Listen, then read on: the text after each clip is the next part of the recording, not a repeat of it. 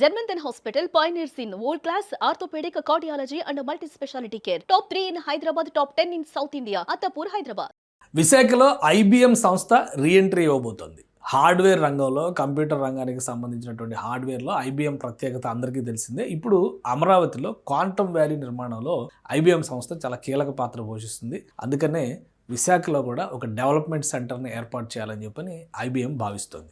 So అన్నీ కలిసి వస్తే ప్రభుత్వం నుంచి భూమి తీసుకోవడం ద్వారా రిషికొండ ప్రాంతంలో, ఆ పరిసర ప్రాంతాల్లో ఆల్రెడీ స్థల సమీకరణకు సంబంధించినటువంటి ప్రదేశాలని పరిశీలించినట్టుగా సమాచారం ఉంది.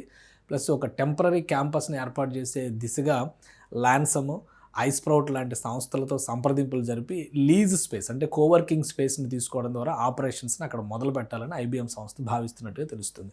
విశాఖ ఎకానమీ అంటే ముఖ్యంగా విశాఖ ఎకోసిస్టమ్, ఐటీ ఎకోసిస్టమ్ మొత్తం కూడా మారిపోబోతుంది. అందరికీ తెలిసిందే ఇక్కడ గూగుల్ సంస్థ ఇన్వెస్ట్మెంట్స్, అలానే అక్కడ డేటా సెంటర్స్కి సంబంధించినటువంటి వ్యవస్థలు, high speed internet, sea cable network ఇవన్నీ కూడా వస్తున్న నేపథ్యంలో తూర్పు తీరంలో విశాఖ ఒక కీలకమైనటువంటి నగరంగా మారబోతుంది. సో వాటిని దృష్టిలో పెట్టుకుని ఇప్పుడున్నటువంటి పరిస్థితిలో ఈజ్ ఆఫ్ డూయింగ్ బిజినెస్లో విశాఖ నంబర్ 2 ర్యాంకింగ్లో ఉందన్నమాట. సో రాబోయే రోజుల్లో 1,00,000 కోట్ల పైగా ఇన్వెస్ట్మెంట్స్, జీసీసీలు ఇవన్నీ కూడా రాబోతున్నాయి. ఒక 15 నెలల నుంచి 2 సంవత్సరాల్లో ఈ చేంజ్ మనం చూడబోతున్నాం. సో దాన్ని దృష్టిలో ఉంచుకునే ఐబిఎం సంస్థ మళ్ళీ విశాఖలో ఎంటర్ కావాలి. మరి ఎప్పుడు వచ్చింది అనే డౌట్ కూడా మనకు ఉంటుంది కదా. గతంలో 2011 ఆ సమయంలో ఆపరేషన్స్ మొదలుపెట్టింది. ఇక్కడ కెనెక్స్ అనేటువంటి ఒక కంపెనీకి రాజశేఖర రెడ్డి ప్రభుత్వం ఐటీ కంపెనీ పేరుతో 25 ఎకరాల భూమి కేటాయించింది. వాళ్ళు ఆపరేషన్స్ నిర్వహించలేని నేపథ్యంలో 2011లో ఐబిఎం సంస్థ అది టేక్ ఓవర్ చేసే ప్రయత్నం చేసింది. ఎకరానికి కనీసం 100 మందికి ఉద్యోగాలు కల్పించాలనేటువంటి కండిషన్ ఉన్న నేపథ్యంలో అప్పుడు ఉన్న పరిస్థితుల్లో 21.8 ఎకరాల భూమిని రిటర్న్ ఇచ్చేసింది ఐబిఎం సంస్థ.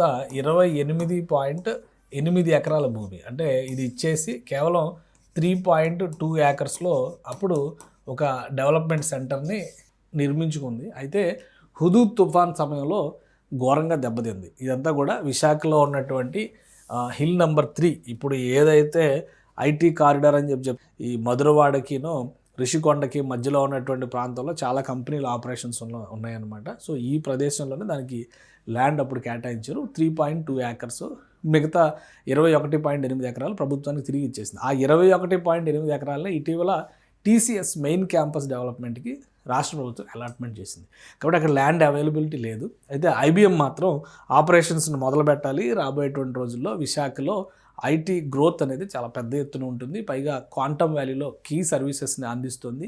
ఇక్కడ కూడా గ్లోబల్ సెంటర్ని డెవలప్ చేయాలనేటువంటి ఆలోచనతో ఉంది. ఈ నేపథ్యంలోనే ఆల్రెడీ ఐటీ శాఖ మంత్రి లోకేష్ ముందర ఈ ప్రతిపాదనలు పెట్టినట్టుగా తెలుస్తుంది.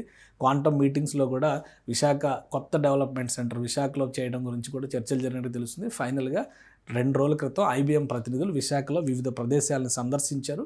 వాటి తర్వాత టెంపరీగా కొన్ని లొకేషన్స్ని అంటే ఇసుక తోట దగ్గర ఉన్నటువంటి ల్యాన్సమ్ ఐటీ పార్క్ అంటే జీసీసీ అనమాట అది, అక్కడ కానీ కోవర్కింగ్ స్పేస్కి సంబంధించినటువంటి ఐస్ప్రౌట్ సంస్థకు సంబంధించిన క్యాంపస్ని పరిశీలించారు. టెంపరీగా ఈ క్యాంపస్లో ఆపరేషన్స్ మొదలుపెట్టేటువంటి అవకాశం ఉంది. బహుశా ఈసారి పెద్ద వాల్యూమ్లోనే ఐబిఎం యాక్టివిటీ మొదలు పెట్టవచ్చు. ఒక 20 ఎకరాల వరకు అడుగుతున్నట్టుగా సమాచారం ఉంది. ప్రభుత్వం కనుక కేటాయిస్తే ఇదన్నిటికీ కూడా టార్గెట్ 2 సంవత్సరాలే ఉంటుంది. ఎందుకంటే 2028 నాటికి విశాఖలో గూగుల్ డేటా సెంటర్కి సంబంధించినటువంటి ఆపరేషన్స్ మొదలయ్యే అవకాశం ఉంది. ఆ లోపు ఇన్ఫ్రాస్ట్రక్చర్ డెవలప్మెంట్ పైన అనేక కంపెనీలు దృష్టి పెట్టాయి. ఆ క్రమంలోనే ఐబిఎం కూడా దీన్ని ప్రయారిటీ ఇష్యూగా తీసుకుంది. ప్రభుత్వం భూమిని కేటాయిస్తే కనుక వీలైనంత వేగంగా పర్మనెంట్ క్యాంపస్ ఏర్పాటు చేసే దిశగా ఐబిఎం అడుగులు వేసే ఛాన్సెస్ ఉన్నాయి.